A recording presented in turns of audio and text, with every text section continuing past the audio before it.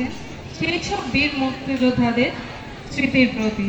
সকল বীরাঙ্গনা ও দেশ মাতৃকার স্বাধীনতার জন্য যারা মরণপণ সংগ্রাম করেছেন সেই বীর মুক্তিযোদ্ধাদের প্রতি জানায় সশ্রদ্ধ সালাম।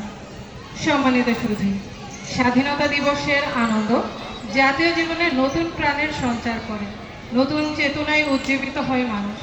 বলা হয়ে থাকে, স্বাধীনতা অর্জনের চেয়ে স্বাধীনতা রক্ষা করা কঠিন।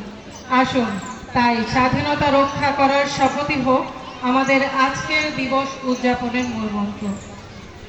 সম্মানিত সুধী, পরিশেষে আজকের এই আয়োজনকে সফল করতে যারা সহযোগিতা করেছেন তাদের সকলকে আন্তরিকভাবে ধন্যবাদ ও কৃতজ্ঞতা জানাই।